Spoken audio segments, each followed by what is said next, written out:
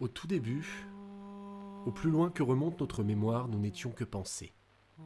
À la manière des nuages ou des volutes de fumée, notre forme était fluide, changeante à volonté.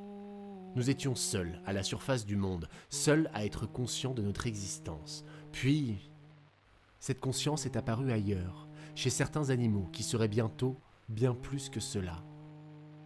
Et notre joie anticipée à n'être bientôt plus seuls fut vite brisée. Alors que l'humanité s'élevait de terre, nous nous dissolvions dans l'air, voués à disparaître. Il nous fallut prendre corps, nous fondre avec les choses physiques, nous matérialiser.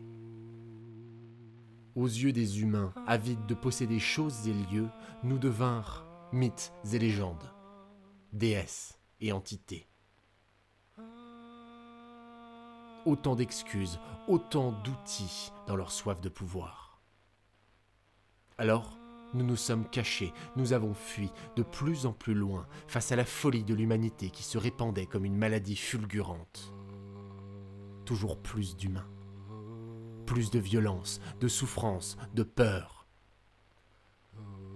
Moins de temps, moins de place, moins de vie pour nous.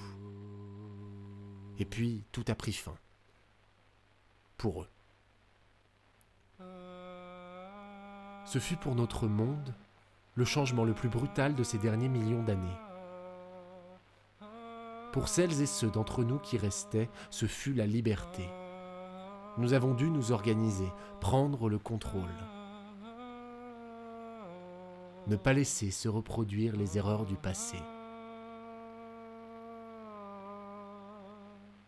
Hélas, certaines choses ne peuvent être réparées. Certains êtres ne peuvent être guéris. Toutes les peines ne peuvent être oubliées. Il reste toujours des écueils, certains murs nous semblent infranchissables.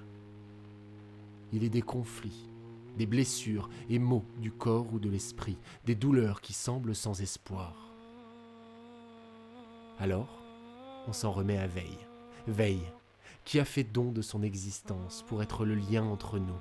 Veille, un être enrichi de la somme de nos essences, mais qui est pourtant bien plus que cela. Veille, notre lien, notre juge, notre garde. Quand il est temps, Veille réunit celles et ceux qui n'ont plus d'autre recours, afin que chacun et chacune trouve auprès de lui un espoir de plus, un nouveau souffle. Car quel que soit le froid ou la flamme qui assaille l'arbre, des profondeurs de ses racines, la sève revient toujours.